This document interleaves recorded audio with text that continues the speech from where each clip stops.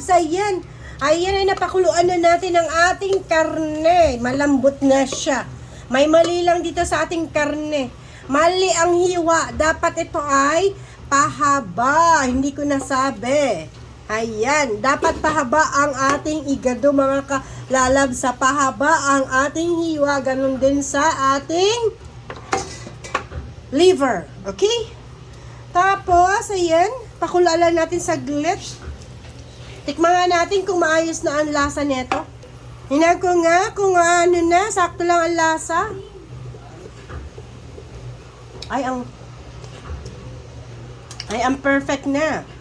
Perfect na siya. Kasi nga, ang ating karne ay nababad na natin yan ng 2 oras, mga lalabs. Nababad na. O, yan, pakuluin lang natin saglit at ilalagay na natin ang ating atay. Okay? Kaya mga lalabs, gumagalaw na. Tingnan natin kung malambot ang ating karne. Hawakan lang natin, ha? Ay! Oh my goodness! Ang lambot! Oh, grabe! Ako na yung atay lagay na. Lagay na ang atay para kumain na tayo. Ayan. Lagyan na natin ng konting oyster sauce. Kunti na lang kasi malasa na siya. Okay. Palutuin lang natin ang ating atay at dagdagan natin ng paminta. Ayan! Pamintang marami talaga yan.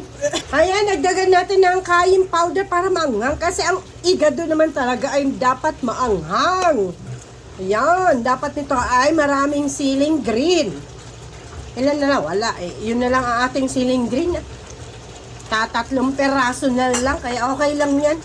Okay lang yan, ang cayenne powder ang magdadala dyan sa anghang. Haya mga lalabs! Maluluto na ang ating igado for today.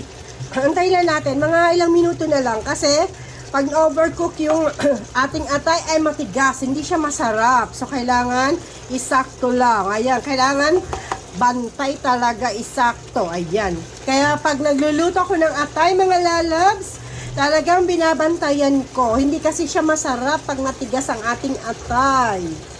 Ay mga lalabs, luto na to. Plating na natin yan. I-plating na natin. Ayan na!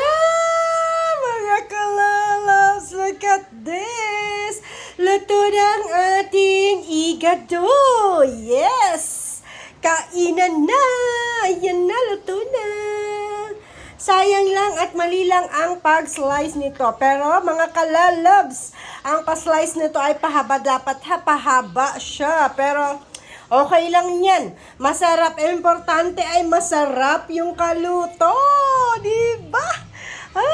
Let's go, let's go. Kainan na. Thank you for the support mga lalabs. Bye!